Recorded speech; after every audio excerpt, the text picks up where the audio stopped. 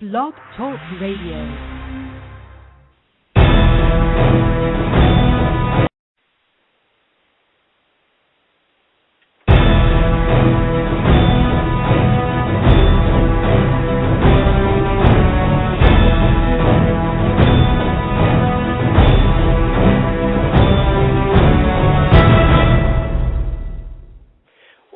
Kick-Ass Fantasy Football Show. I am your host, JB, the Fantasy Phenom, and with me tonight is the Professor, Steve Wynn.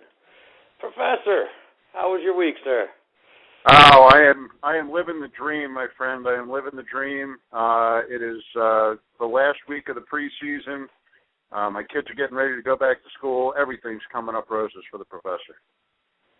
Wow, so I'm sure you've been in other than our Kick-Ass Fantasy Football Show league. I'm sure, have you drafted in any other leagues yet this season? I have had one other league. I've got a big money league this Sunday, and I have one more league on Tuesday night to draft. So we have a desire to keep them as late as possible in most of the ones that I'm in, so you don't end up drafting, Maurice Jones-Drew too high.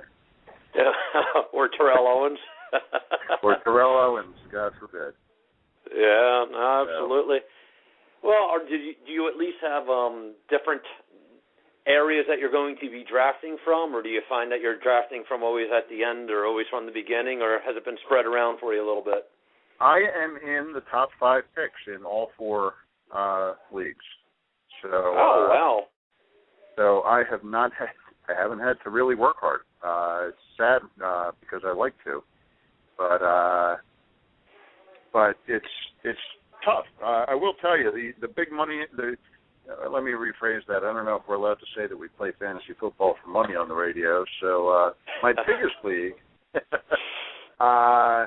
is an auction league, and it's a funny league. It's not just an auction league. It's an auction with right of first refusal, which basically turns it into a hybrid of an auction and a redraft. And I've got the number 1 pick in that one. And I'm racking my brain because it is a high-profile league. And I don't know what to do in the number 1 spot because I don't know that I want to keep the number 1 pick. And I would like to – I'm thinking about throwing something out there that forces somebody else to spend $100 out of their $250 cap on one of those top guys so that I can afford a bunch of B-plus players instead of taking a big dice roll on somebody like Arian Foster who could be injured. But you say with the right of first refusal, so if you throw out, Arian Foster and the first 11 people bid on it and say the highest bid was only $70, at which point you would then have the right to claim him for that price? Right. It's standard auction as far as the bidding goes. So even if 9 of those guys drop out and 2 other guys still want them, they could go back and forth bidding, alternately until he goes. And this is a league where some of the running backs and high-end quarterbacks go for a lot of money. And I do think the strategy to win the league is a across the board strong team, not a 2-stud and a bunch of role players kind of league. So it's tough. It's not the easiest spot to be in, number 1. It ain't easy being the king. Well, so that's cool. So after everybody's out of their money, then I guess it just goes back to a traditional snake type draft. Yeah, when everybody's down to $1 each, and the other strategy that I use, and this is advice that I give to everybody that asks me about auction drafts, always carry into the back end of the draft about $5 more than your minimum amount, so that if anybody comes up that you want to spend $2 on, and your 11 league mates are forced to take dollar bids, you can grab it late. So Anquan Bolton is a good example. If you like the Ravens passing game, and somebody makes a dollar bid at the back end of the draft, and you're the only guy with a little bit of cap room, you can get Anquan Bolton for $2. And you just froze everyone else out.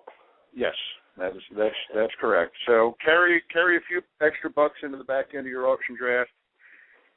Have a good amount of money in the middle part of your auction draft, and really, it's the first few rounds that are the hardest to deal with in a fantasy auction. Absolutely. I'd like to also remind all our listeners, please, that you can now follow us on Twitter.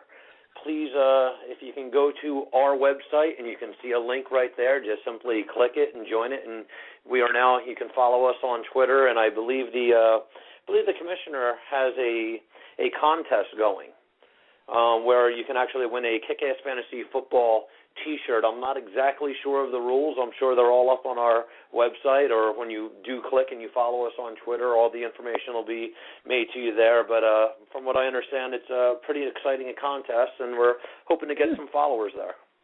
Yeah, all you've got to do is throw out your sleeper pick in the preseason, and tweet it to us. So there's no price of entry, and you win a lovely Kick-Ass Fantasy Football T-shirt.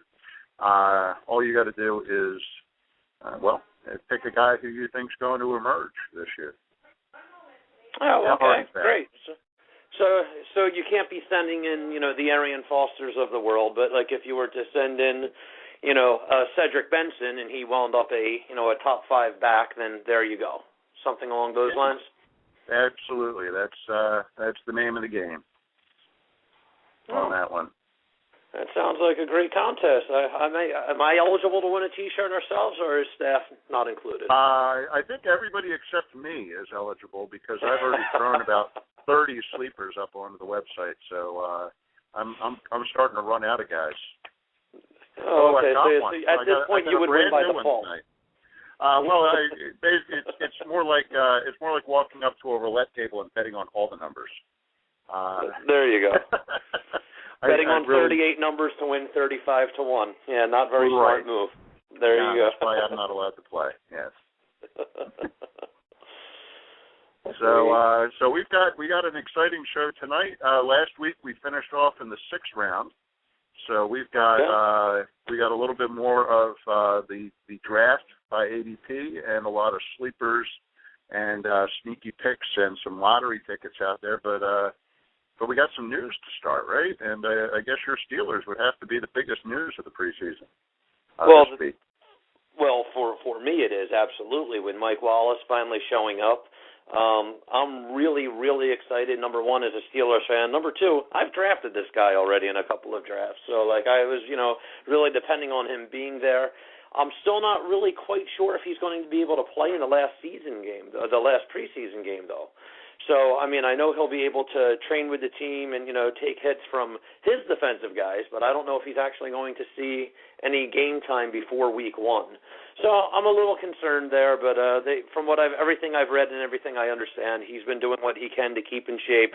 He says he knows the playbook, that, he received it, he's been reading it. He says the plays he's got down, now he's just got to go out and do what he can do. And, God, I hope he can.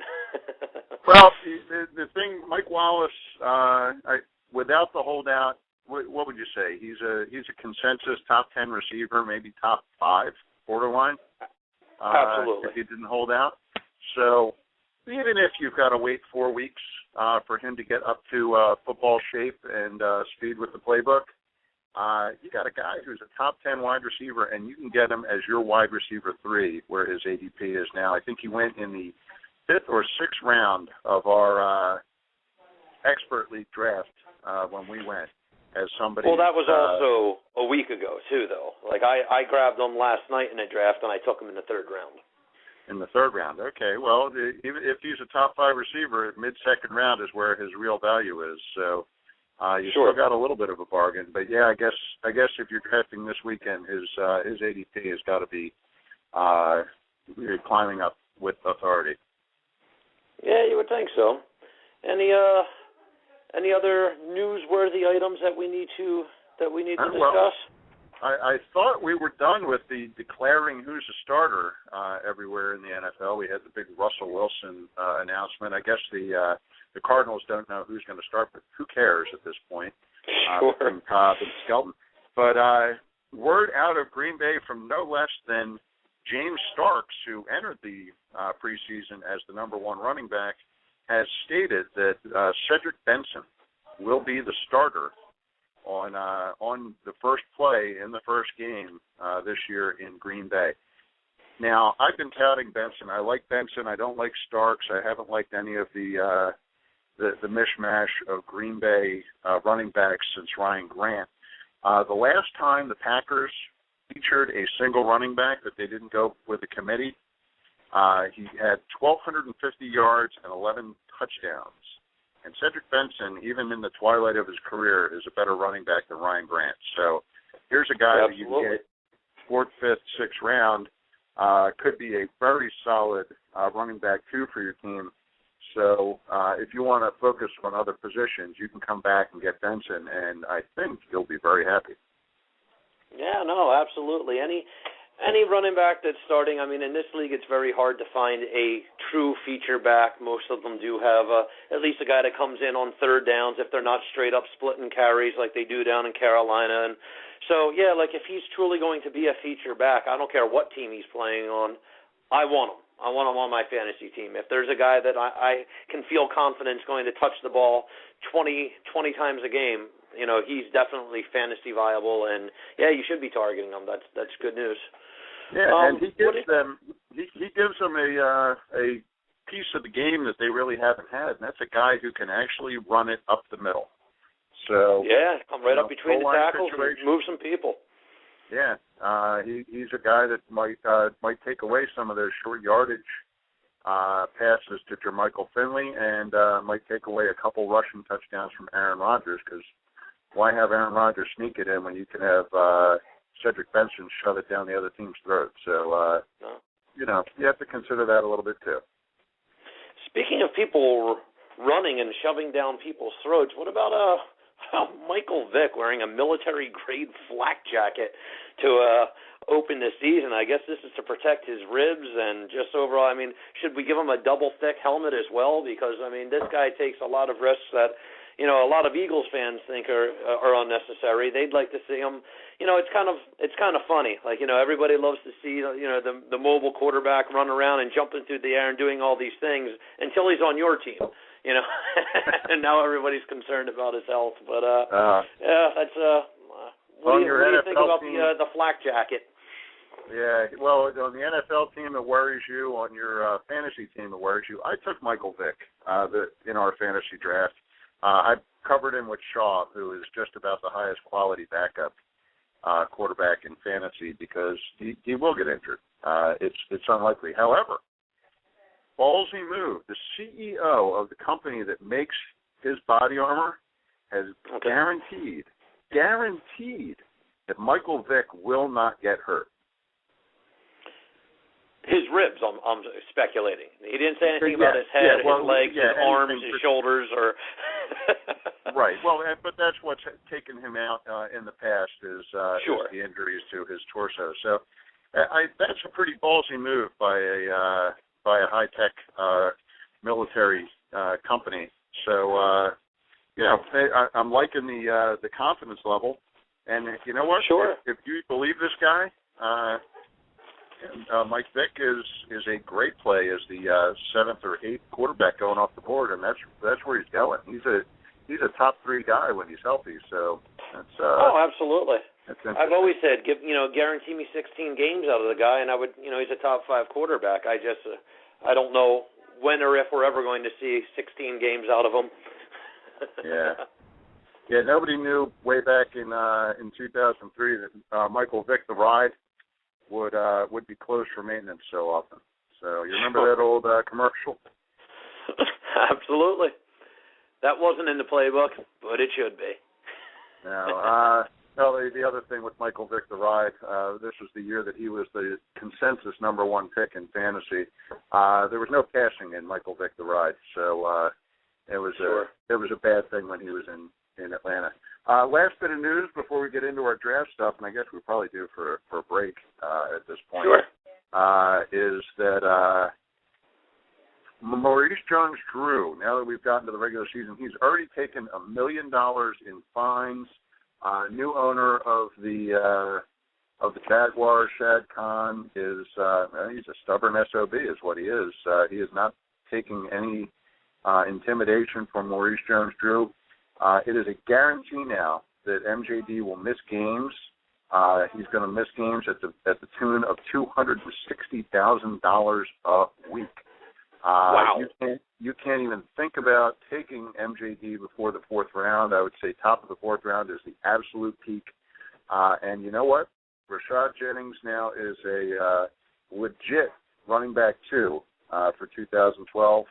I would take him. I would feel decent having him as my second guy because they got nothing else going on down there. So, this really has turned into a mess, and you got to be happy as a Steelers fan that Wallace is in because you're going to see in Jacksonville just how bad it is when your stud guy doesn't play.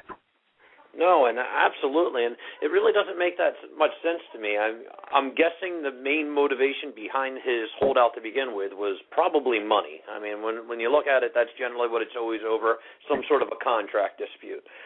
So if he's holding out for more money, and it's just already cost them $1 million, and it's going to keep going up $250,000 a week, he doesn't really seem to be getting the whole. He doesn't grasp the whole concept of this, does he? Well, the problem is he made his last deal too soon. He was too young, and he's been outperforming his contract to this point. The next contract that he gets, he'll be 30 years old, and no NFL team will make a big investment in a guy when they're 30 at running back. So he screwed himself with his last contract. He's trying to fix his own mistake, and he could get, he's losing $260,000 a game. He may end up losing $3 million with this holdout when all is said and done. But the other side of that coin was $10 million. So it's still, the right play fiscally, but the wrong play for fans of fantasy football. Sure, absolutely. Well, why don't we take a word from our sponsors? We'll pay some of our bills, and then when we get back, we can kind of pick up where we left off last week. I believe we took us through 6 rounds of a draft. Why don't we go and maybe do another round that'll pretty much have everybody where everybody should at least have their starting lineup. You should have a quarterback, your running backs, your wide receivers by then. And then why don't we talk a little bit about some of those sleepers and guys that you may expect to get in the later rounds and what kind of value we can find there. Loving it. Sounds great. All righty. We'll be back in 2 minutes. This fantasy football season, be sure to check out Power Play Fantasy Sports, featuring free and pay-to-play fantasy football games with huge cash prizes. Power Play Fantasy Sports is your home for the 2012 fantasy football season. Visit the website powerplayfantasysports.com and use the promo code KICK to receive 20% off your entry in the Power Player Fantasy Football League, featuring a $5,000 grand prize. Again, that's promo code KICK.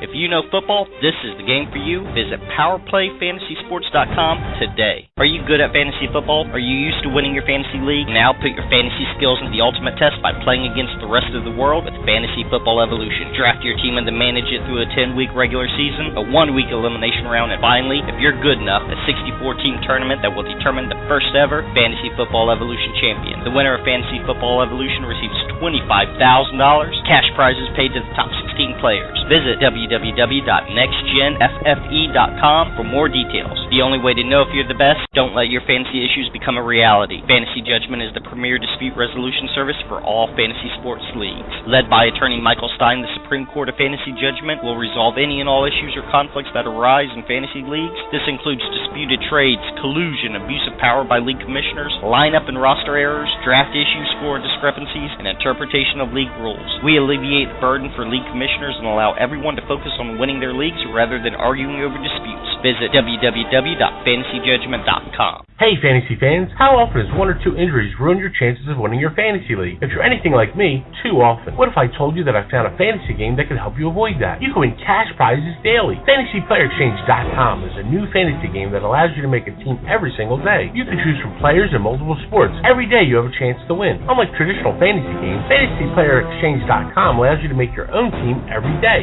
Sign up today and enter to win a free trip to Las Vegas. FantasyPlayerExchange.com. Invest in your daily fantasy.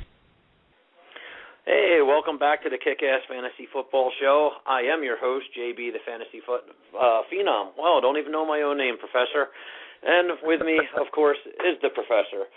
And, Professor, I would like to, kind of pick up where we left off last week. I think we got through the sixth round of our supposed draft. We were just basically kind of look at, for those who didn't tune in last week, we were kind of saying if you had like the 1, 2, and 3 pick, these were the guys you could look to get in the first round, a 3, 4, 5 pick, 6, 7, 8, 9 pick, and then 10, 11, 12 pick. And we kind of went round through round, and if you were listening with us last week, we brought you up through 6 rounds.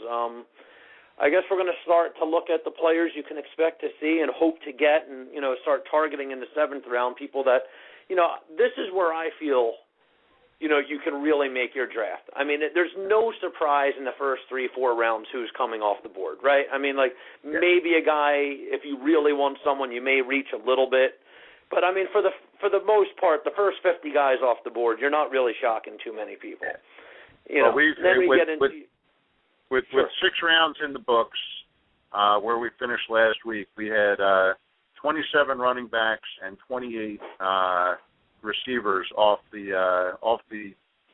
list, off the free agency list, out of 72 players. So we had 6 tight ends and 10 quarterbacks to flesh it out. So what you're looking at now as we get into the 7th round is the last couple starting quarterbacks, running back 3s and wide receiver 3s, and of course the remainder of the tight ends. So now, just so that people know where we are as we get into this 7th round, we're 72 picks in, and those are the kinds of guys we're looking at. Okay. So you've got the first pick of the 7th round, and who are you looking at, Professor? Well, at this point, I'm looking for guys with upside. If I've gone quarterback and tight end early, I'm probably looking to get another starter at running back or receiver. But if I've held off at tight end, I think that I can continue to hold off at tight end. So I'm looking for a value guy. And really, you can't get a whole lot more upside this late in the draft than a guy like C.J. Spiller. And he's the guy I've got at the top of the 7th round. He's a 28th running back on my own personal chart. His ADP is a little bit lower than this. He was great in relief of Fred Jackson last year. So, there are a couple more running backs in this round, but Spiller has got the most upside of any of the running backs on the board, unless you think that Kevin Smith's going to be healthy, and we'll get to him in a few more picks. Wow, okay. Yeah, interesting. A guy that I like here, if you haven't already filled, your quarterback problems, a quarterback that still may be around coming into the 7th round, you're probably still going to be able to grab a guy like Tony Romo. I know that right now, especially with a lot of his receivers being banged up, his tight end being banged up, people are a little leery of him. And, he's probably going to be here at this stage for you. And it's a guy that brings a lot to the table. I mean, let's face it, when his receivers, he's got a lot of talent around him, and when those guys are healthy, it's Tony Romo, he seems to shine. Now, I can't always say that, he can play in the big game because, we all know his playoff record and what he does. And he does seem to, at times, choke, and I can happily say that being a sort of a pseudo-Eagles fan, so I don't mind seeing Dallas do bad. But he's still a guy that I wouldn't mind having on my fantasy team. And if I've held out waiting for a quarterback this long, I think it's a great spot to grab him. Yeah, if you're getting your first quarterback in the 7th round, Romo is a very solid choice. The other guys that are still out there, odds are Peyton Manning's already gone by the time he gets to this round, but I don't like him enough to rate him as a top 10 quarterback this year. Roethlisberger and Matt Schaub might be the other guys you think about. Tony Romo, on pure talent and on system out there, definitely the right guy to think of.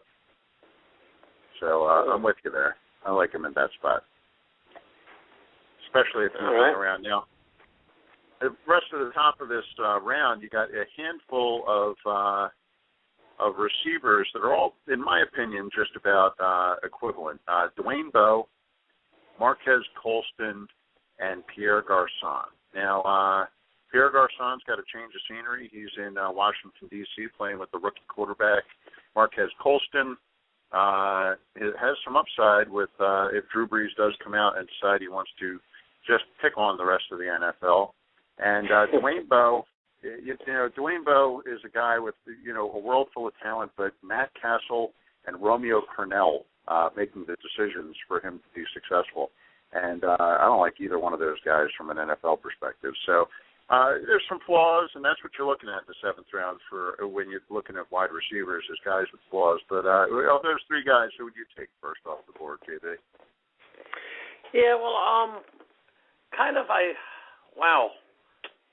I really like Pierre Garçon. I really like what he can bring to the table. I really enjoyed watching him when he, did spend some time in Indianapolis. With a new quarterback, I really don't know. But, like you said, it's the 7th round. You're looking for some upside here. He's a guy that I would probably try to target if I still needed to fill.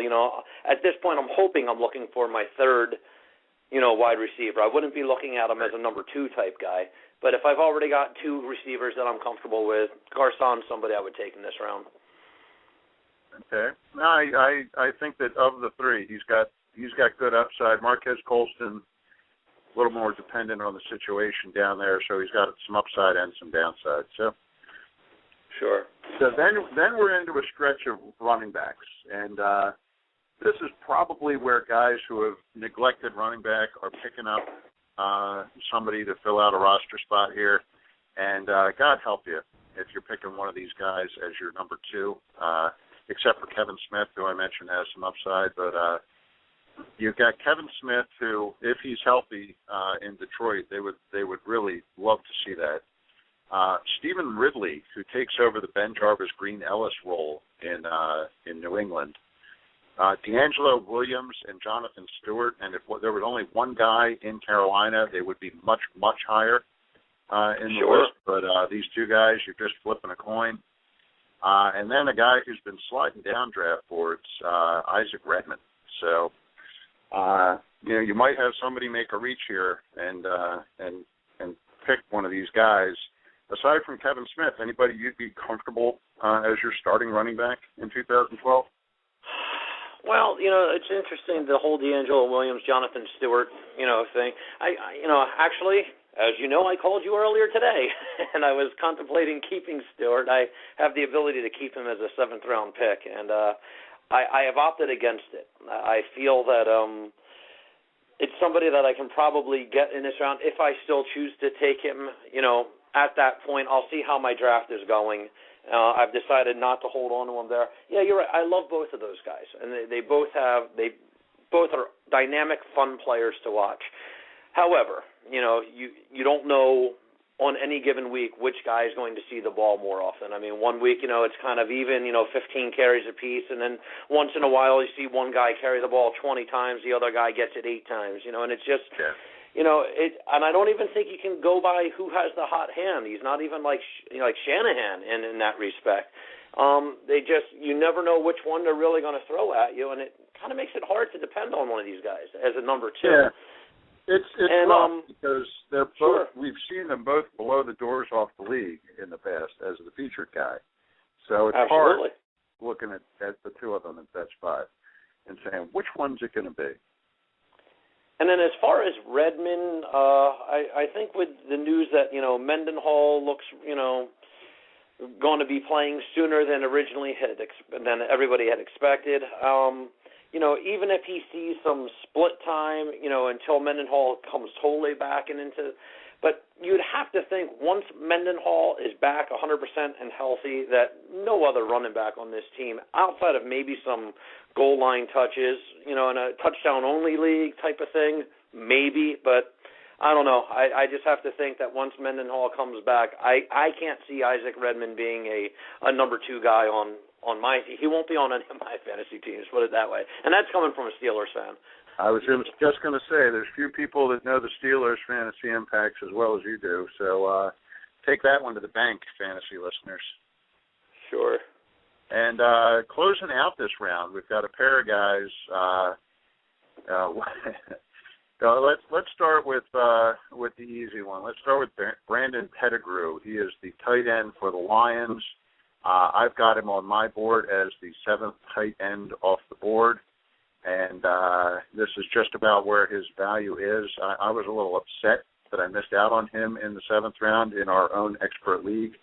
I think he's got a good game and is a nice target when they're in close, especially if their running back woes continue. So he could have some significant upside. Well, you have to like who's throwing on the ball. Yeah, that's always. Well, yeah. As I mentioned before, with Finley taking a little bit of a hit, if Cedric Benson is the running back up there, sure. Brandon Pettigrew gets a little bit of benefit if the running back situation stays unsettled, because what they will do is replace the running game with the short passing game, and the short passing game and tight ends, they go hand in hand. So when you're down low, a big old target like Brandon Pettigrew, not a bad thing. No, not exactly at all. And if you have to, if they turn to that format where they're basically, using the pass as the run, and then that starts, the linebackers start creeping in, the safeties start creeping in, and then, of course, we all know that's when Calvin Johnson goes streaking down the sideline for that 50-yard touchdown. So, it's definitely going, and they have to defend it against him. So more than likely, he's going to have, man coverage on him with probably safety help over the top, which is going to open the middle of the field a little more. So a guy like Pettigrew can absolutely benefit from this situation. Now, the last guy in this 7th round, the last guy that we'll talk about in his actual drafted position is Kenny Britt. Now, Kenny Britt is a guy that I got in our own fantasy league in the 8th round, and I was delighted to get him. I know he's got a possible or almost definite suspension coming, but in the 8th round, here late in the 7th round, here's a guy that was top 5 as a wide receiver last year before blowing out his ACL. Even if he comes back to 80% of that, you are getting a high-end wide receiver too. And I've got him sitting on my bench. So, I think the upside is worth the fact, especially if you get him as a bench player. Here's a guy that you can't argue with his upside. No, not at all.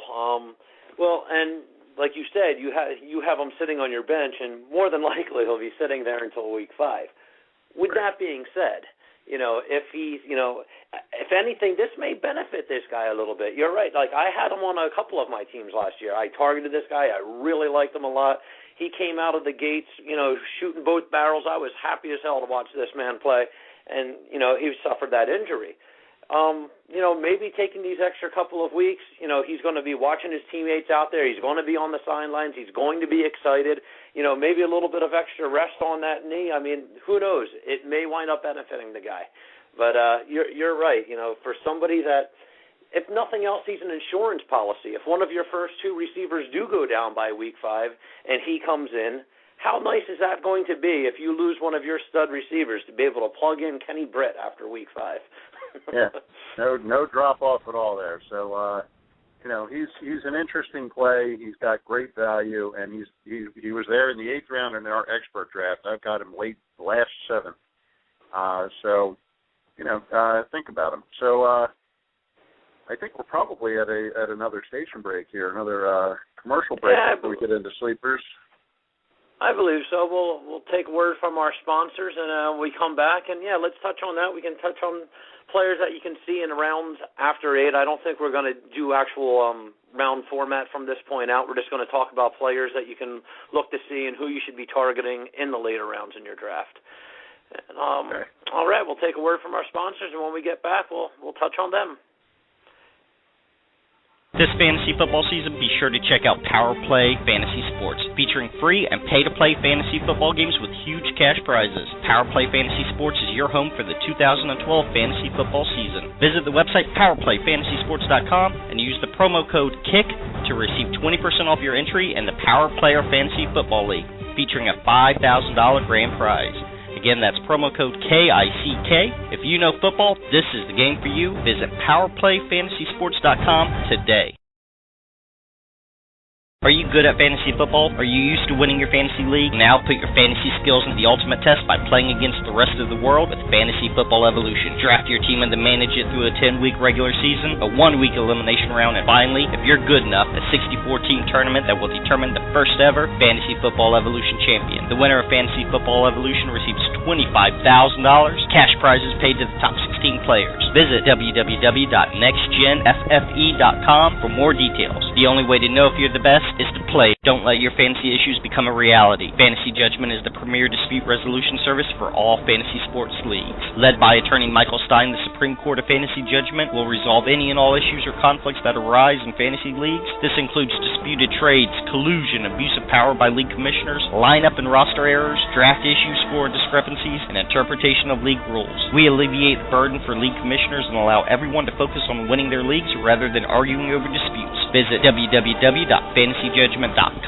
Hey fantasy fans, how often does 1 or 2 injuries ruin your chances of winning your fantasy league? If you're anything like me, too often. What if I told you that I found a fantasy game that can help you avoid that? You can win cash prizes daily. FantasyPlayerExchange.com is a new fantasy game that allows you to make a team every single day. You can choose from players in multiple sports. Every day you have a chance to win. Unlike traditional fantasy games, FantasyPlayerExchange.com allows you to make your own team every day. Sign up today and enter to win a free trip to Las Vegas. FantasyPlayerExchange.com. Invest in your daily fantasy. And we are back. Welcome to the Kick-Ass Fantasy Football Show. I am your host, JB, the Fantasy Phenom, and with me is the Professor. So I would still like to remind everybody out there listening to please follow us on Twitter. You can go to our website, kickassfantasyfootball.com. You can click the link. It'll bring you right to, if you have your Twitter account, you can follow us on Twitter, and we'll keep you informed with, all of your updated stats and all the information that you need to win your league.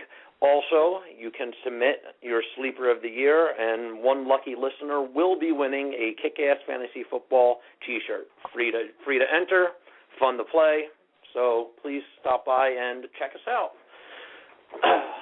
All right, Professor. Also, the Professor, while I have him on air, anybody who's in our listening area here in South Jersey, it's funny. We are going to jump right in there. We've been getting calls from as far away as Dover, Delaware, Wilmington, Delaware, Harrisburg, Pennsylvania. So apparently this radio station we're on 97.3 ESPN in South Jersey, 9 a.m. Sunday mornings. This thing must be a flamethrower because you can hear us a good 150 miles away. We've got the whole Mid-Atlantic covered. If you've got any fantasy questions, give us a call on Sunday morning, but definitely give us a listen. Really nothing goes better with your morning bacon and eggs on Sunday than the commission, the Professor, and some start 'em and sit 'em as we get ready for the regular season starting next week. Sure, and I guess people can also go to 97.3 ESPN online, and I'm sure they can listen to from wherever. So even if you're on the West Coast listening to us, if you're in the middle of the country listening to us, you could always go to 97.3 ESPN, their website, and there will be a link, and you can always listen to the show that way as well. Yeah, heck, there's even an app for that, Radio Pup app. If you go into your iTunes store, or the Android store, you can find Radio Pup, and ESPN 97.3 is there. Heck, we're available on iTunes, so that's pretty cool. Wow. So you can get us just about any way you want to get us. Oh, that's interesting. I don't even think I knew that, but that's wonderful to know. Okay, I tell you what, we got 18 minutes on the clock and 4 positions to cover with sleepers and undervalued guys, so Are you ready for some receivers? Sure. Hit us with what you like. Okay, so your top 35 guys are off the board. Who are you looking at sleepers? Really not a lot of guys in the 8th round, but in the 9th round, unless those guys that we discussed in rounds 1 through 7 slip to you. 9th round, 2 guys in the 9th. Titus Young, who is the other guy in Detroit on the opposite side of Calvin Johnson. Megatron might catch 100, 110 balls this year, but he can't catch them all. There will be 250 thrown by Matt Stafford, so Titus Young is a good value. Nate Washington, who is the other guy in Tennessee, He is a very highly regarded guy, and with Kenny Britt's suspension, is a borderline wide receiver too, and you can get him in the 9th round for at least 4 weeks while Britt's out on suspension. So those two guys in the 9th, and then in the 10th round, Michael Crabtree, San Francisco 49ers. Yes, Alex Smith has to throw the ball to somebody. We are in the 10th round, and not a single receiver from that team has gone off the board. This is a team that went 13-3 last year, has an offensive supermind as their head coach. You have to think that the speed of Michael Crabtree is finally going to get taken advantage of out there. What do you think, JB? Well, yeah, he's definitely fleet of foot, and the man can run. It's I just don't 100% trust Alex Smith. So that's only my concern with him. But other than that, I've drafted this guy probably over the past 2 years. I have some leagues that are pretty deep because of different keeper situations and whatnot, and I've taken him in late rounds, of course. I've never jumped on him too hard. But he just, thus far, he's always seemed to disappoint, I guess because I've held his expectations way higher than I should have. Has he performed for where I've always drafted him? Absolutely. But, he was one of those guys that I was always hoping was going to be my lottery ticket. I'm going to grab him in the late rounds, and he's going to turn into some superstar stud. Hasn't happened yet. I hope this is the year, and we'll see. But I think he's, in a later round, he's definitely worth a look. Yeah, they've got too much defense to love their offense up there. But Crabtree this late, running back 41, you can get him as your number 4, number 5, even number 6 guy. Worth taking a look at. Of the remaining guys on the sleeper list, this next guy is the one that I am recommending to every single person that will listen to me talk about fantasy football. Randall Tex Cobb, 3rd wide receiver in Green Bay. He is going in the 13th round. I'm telling you, if you are in the 11th round of your draft and he is not gone, you take him. If you've already drafted and he is on your waiver wire, and that is the case in a lot of leagues, you go get him. Randall Cobb is a concussion away of Greg Jennings from being the number 1 wide receiver in Green Bay. Yes, I think he can leapfrog Jordy Nelson. You can look at the 2 games he had last year where he just blew the doors off of the NFL out of nowhere. He's got talent. He's got speed. He's got Aaron Rodgers. If Randall Cobb is unowned in your league, you need to own him. This may not pan out, but kicks? What's that? Does he still return kicks? He does still return kicks, but you can bet that if he gets one of the starting flanker roles, either the X or the Z, he will not be returning kicks anymore. No, absolutely. But just for some leagues they allow yardage for that. They allow touchdowns. So that, like if you have like individuals, so it's just it's another asset. If your league, Sure. If you get, responsibility for, individuals on special teams, he's definitely worth a look. Just like Devin Hester was, invaluable in so many leagues, not because of his wide receiver skills, but because of what he brought to the table on special teams. So, it's another way that this guy can get you some points in the fantasy world, depending on your scoring format. Yeah, I misunderstood where you were heading with that. Yes, if you are in a league where you get touchdowns for returns, Cobb is actually flex-worthy. But as the 47th wide receiver off the board, man, he is just about the maximum value you can get out of any player that's drafted so low. We've got a couple other guys. I'm going to just kind of blow through them so we can get on to the other positions. Emmanuel Sanders is the guy in Pittsburgh who would look like he was going to benefit the most from Mike Wallace's holdout. His upside kind of evaporates. He was going in the 16th round. He's probably going to start not being drafted now that Mike Wallace is back. Jerome Simpson is the other guy up in Minnesota. Very talented guy. He is going undrafted. I think you can do well getting him with your 14th or 15th pick. Then we've got a couple guys in Jacksonville, Justin Blackmon and Lauren Robinson, and both of these guys are going in the early 50s as far as wide receivers. They're going in the 14th round, just about. Their biggest problem is Blaine Gabbert, and he might be an NFL quarterback. He might not, but there's a lot of risk with these two guys. If Blaine Gabbert figures it out, though, they've got a good amount of value. And, Blackman was so fun to watch. Say again? I'm sorry, I said Blackman was so fun to watch back when he was in college. If anybody follows like I do, and I watch these young kids come up through the college ranks because I want to know who to draft. When these rookies actually make it to the NFL. But yeah, all the talent in the world. He's big, he's strong, he's fast, he can run, he can jump, he can do it all. I'm hoping that, because I've taken him in a couple of leagues already, and I'm hoping, despite of Blaine Gabbert, I'm hoping that he's good enough to still go out there and just make plays. If Gabbert can put the ball in the air, I think Blackman can just go out there and get it. So, I really like the kid, and I'm hoping for, what I think of him now is how I was thinking of Michael Crabtree 2 years ago. Well, he is probably the best rookie wide receiver in 2012, but he does have to deal with a below average at best quarterback. Last guy on my wide receiver depth list here is a guy that nobody's talking about. Second only to Randall Cobb is the guy that I tell people to go take a look at. Leonard Hankerson is the third wide receiver in Washington, D.C., the Redskins guy behind Pierre Garçon and Santana Moss. He is a fast guy. He is a big guy. He has got a nice vertical leap. He could be the A.J. Green to Robert Griffin's Andy Dalton this year. So if you're looking for a guy who could be interesting and that you can draft with your last pick and walk out saying, well, I got a lottery ticket, Leonard Hankerson's a nice little lottery ticket in that last pick.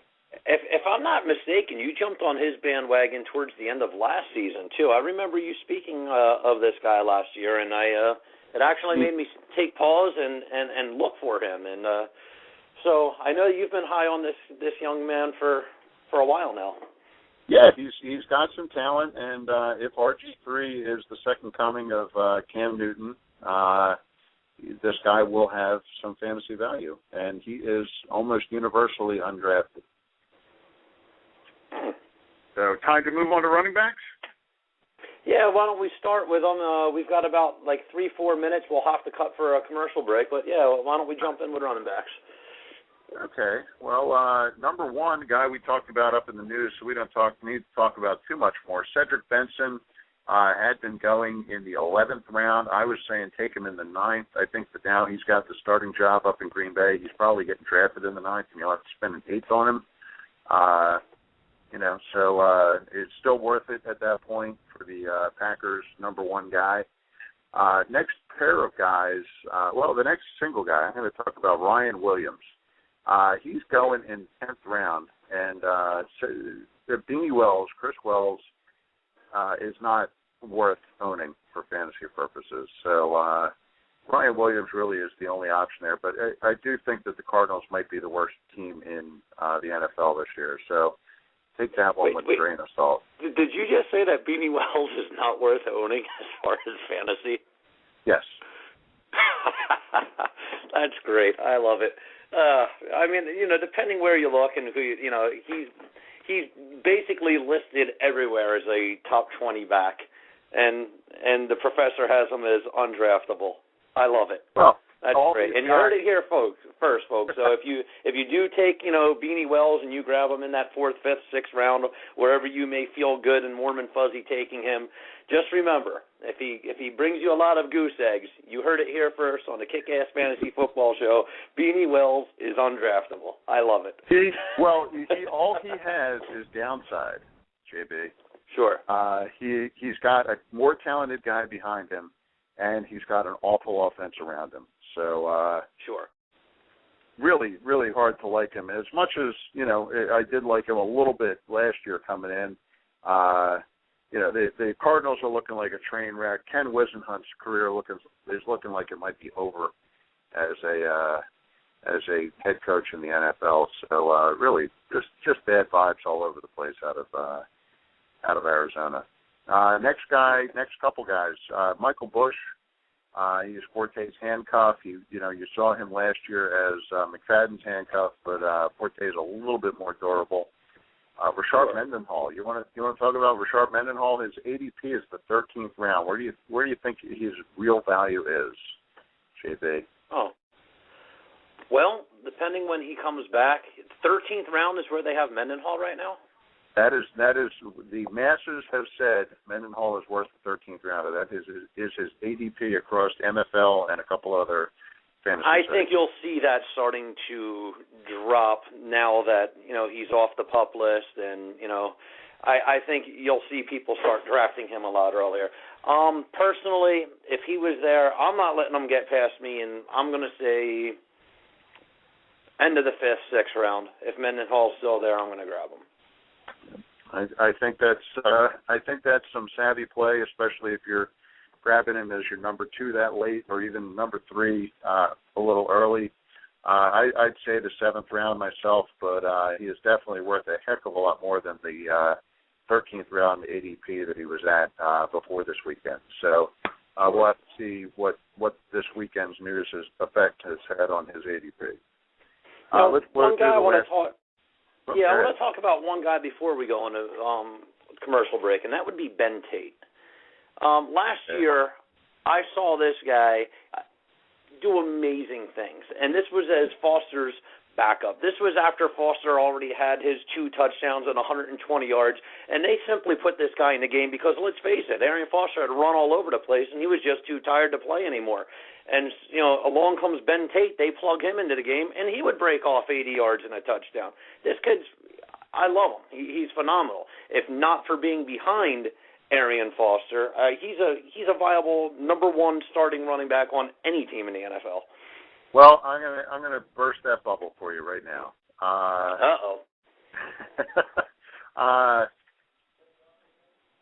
The system that they run in Houston is the same system that produced all those fantasy superstar running backs in Denver in the late 90s and early 2000s. Terrell Davis.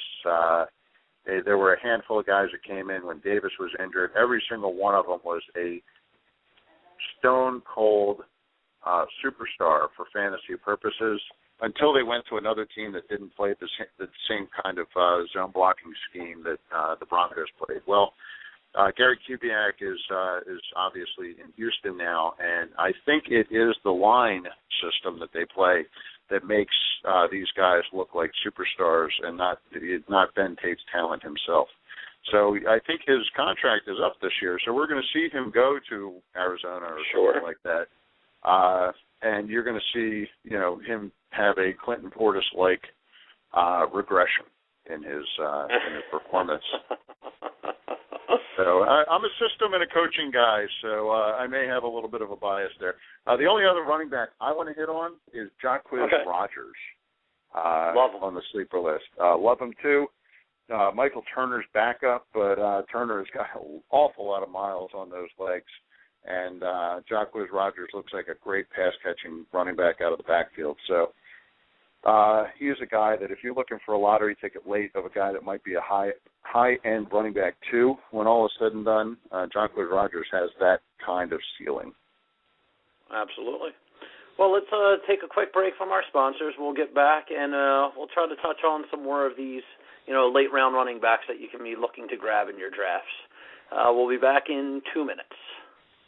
This fantasy football season, be sure to check out Power Play Fantasy Sports, featuring free and pay-to-play fantasy football games with huge cash prizes. Power Play Fantasy Sports is your home for the 2012 fantasy football season. Visit the website powerplayfantasysports.com and use the promo code KICK to receive 20% off your entry in the Power Player Fantasy Football League, featuring a $5,000 grand prize. Again, that's promo code KICK. If you know football, this is the game for you. Visit PowerPlayFantasySports.com today.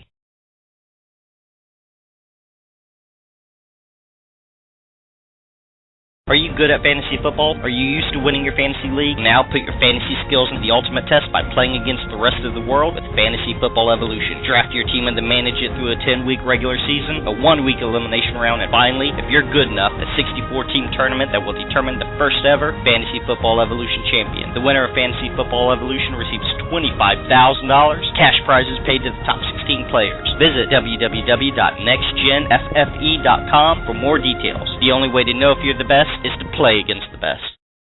Don't let your fantasy issues become a reality. Fantasy Judgment is the premier dispute resolution service for all fantasy sports leagues. Led by attorney Michael Stein, the Supreme Court of Fantasy Judgment will resolve any and all issues or conflicts that arise in fantasy leagues. This includes disputed trades, collusion, abuse of power by league commissioners, lineup and roster errors, draft issues, score discrepancies, and interpretation of league rules. We alleviate the burden for league commissioners and allow everyone to focus on winning their leagues rather than arguing over disputes. Visit www.fantasyjudgment.com. Hey fantasy fans, how often does one or two injuries ruin your chances of winning your fantasy league? If you're anything like me, too often. What if I told you that I found a fantasy game that can help you avoid that? You can win cash prizes daily. FantasyPlayerExchange.com is a new fantasy game that allows you to make a team every single day. You can choose from players in multiple sports. Every day you have a chance to win. Unlike traditional fantasy games, FantasyPlayerExchange.com allows you to make your own team every day. Sign up today and enter to win a free trip to Las Vegas. FantasyPlayerExchange.com. Invest in your daily fantasy. Okay, we are back. Welcome back to the Kick-Ass Fantasy Football Show. I am your host, JB, the Fantasy Phenom. Along with me is the Professor. And, hey, Professor, we are running a little bit short on time. What I'm going to do is just mention a couple of the other running backs to look for out on our list. Isaiah Peed, Steven Jackson's handcuff. He's young, he's versatile, he's talented. Maybe, give him a look in later rounds. Kendall Hunter, Frank Gore, he's always banged up, it seems. So, if Gore goes down, Kendall Hunter can move right in and take over that role. And then Powell, guy out in New York, back up for the New York Jets. Yeah, Bilal Powell might be one of those guys that I'm waiting for this pumpkin to turn into a superstar.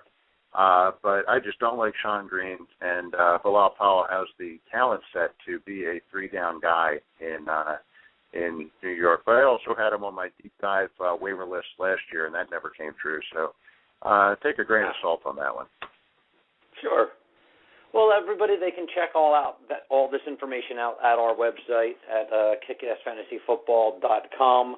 All these players are up there with a little bit more in-depth on them. But why don't we touch on some of the quarterbacks? If you're not lucky enough to grab one of those top 5, 6, 7, quarterback-type stud guys, I think the last guy that we actually talked about as far as drafting was Tony Romo. So, from Aaron Rodgers to Romo, if you don't get one of those guys, who are you looking to pick up, and what round do you think you should grab them in?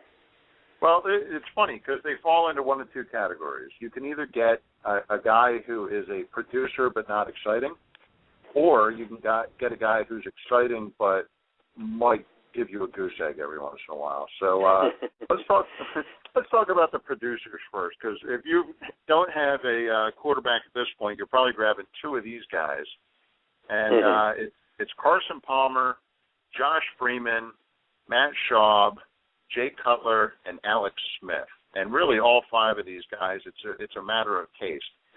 Personally, and I proved it in our experts league, I grabbed Matt Schaub as my backup to Michael Vick. I thought they were a great QB tandem, and I think that Schaub has a lot of upside in that game down there. But any one of those guys they'll give you solid production.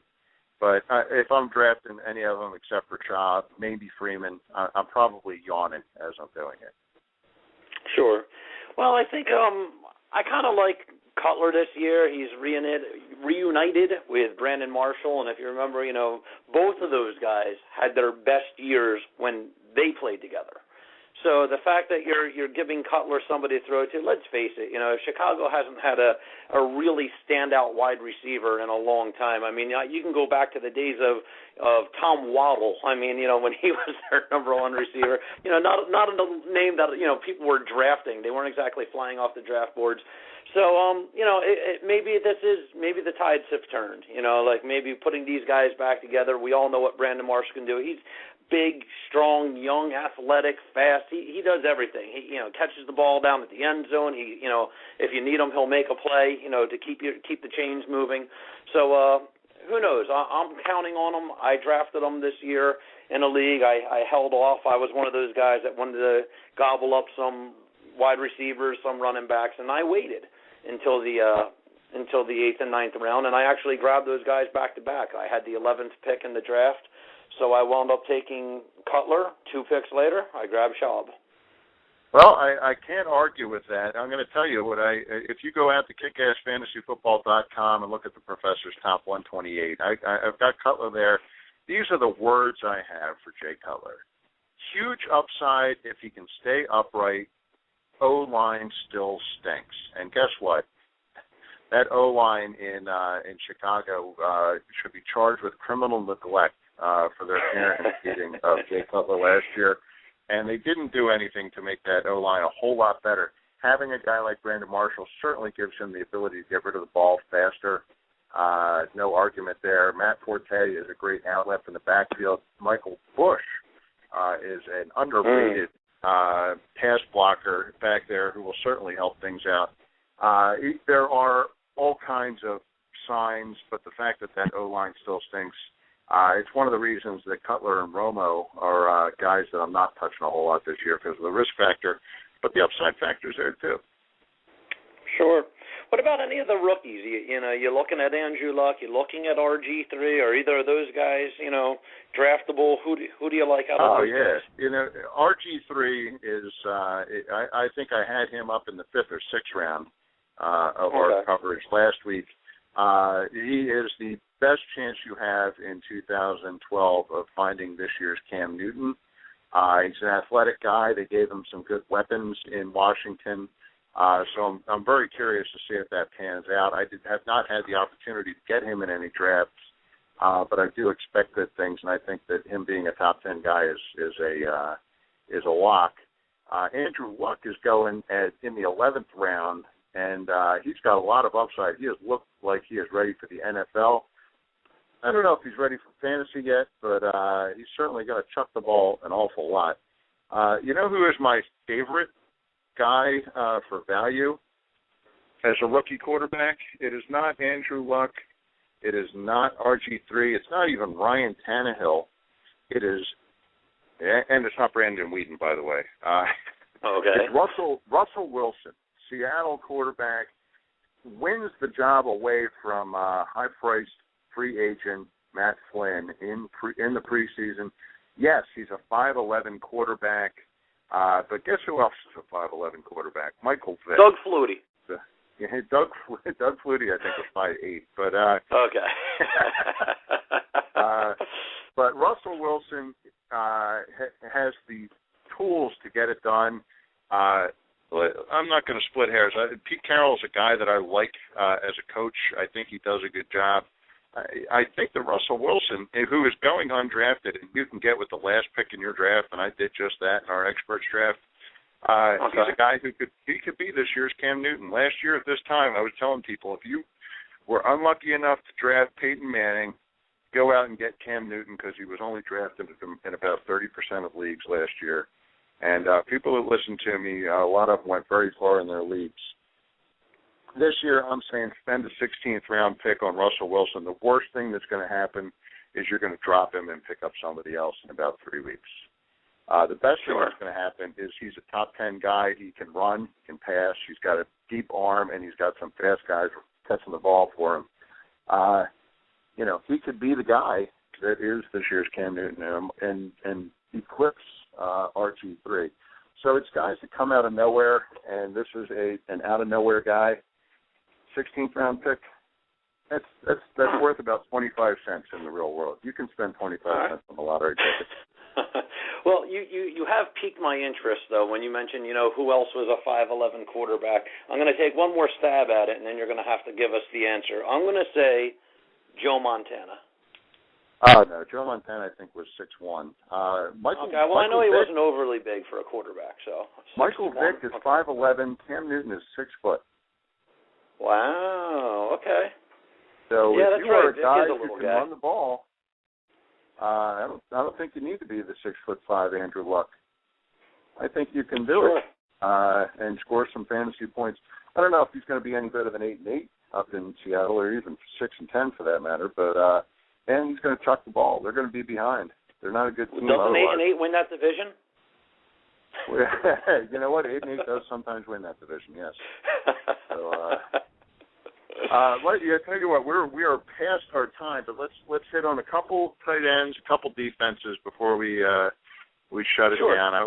I'll follow Matt's rules and not talk about kickers. Okay. At tight end, Jacob Tamme, who is reunited with Peyton Manning out in Denver, is going in the 9th round. He's got a lot of upside. The commish loves him this year. Coby Fleener, who is Andrew Luck's college tight end, joins him in the pros in Indianapolis.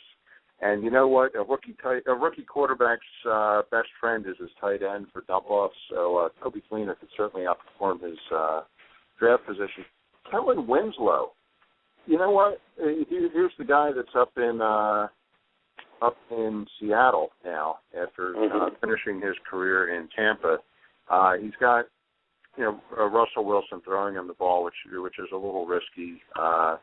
But this is a guy we were drafting in the top 5 just 2 years ago, top 3 in a lot of situations. So, like Kellen Winslow for a young quarterback, it's nice to have that outlet. Yeah. So he's got an injury history and he's on a new team, so people are discounting him. But those guys definitely have some value. Otherwise, you're taking Tony Gonzalez, Brent Selleck later in your draft, and those guys are certainly serviceable.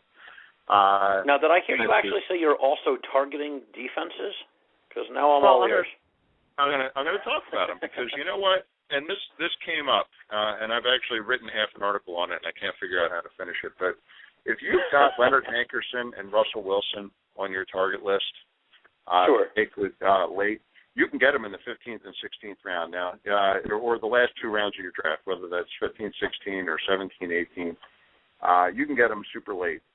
So what that gives you the ability to do is move a couple rounds earlier and grab a defense that is high quality instead of just following the herd. We tell people all the time, don't get caught in a run at tight end in round 5 or wide receiver in round 3.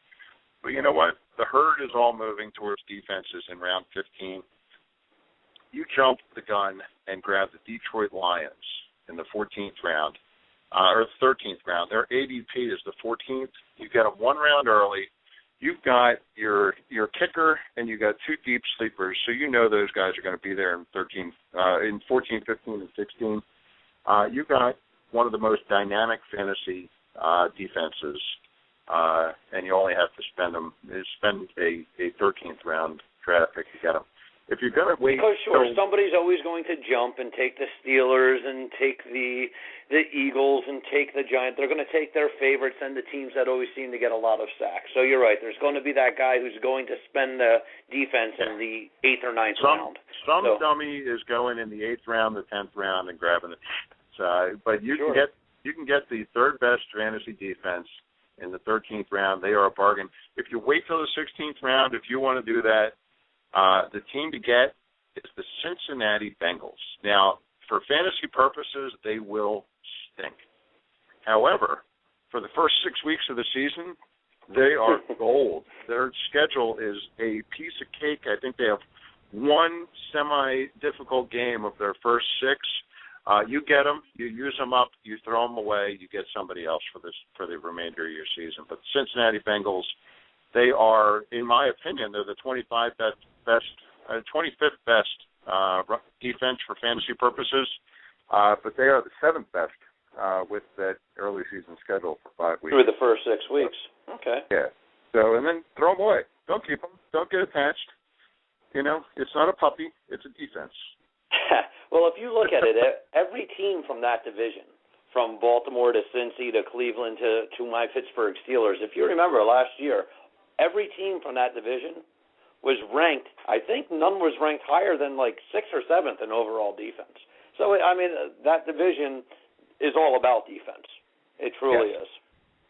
Yeah. So you really can't go wrong with anybody from the AFC North. Yeah, but both the Steelers and the Ravens are top 5 defenses every year. And I was lucky enough to get the Ravens in the 13th round in our expert draft, playing that same strategy where I'm saying get the Lions here. But if the Ravens or Steelers are there, you probably jump the gun and get them. But you know what? The Bengals, they've got a good young defense. They showed it last year. You're not taking a risk.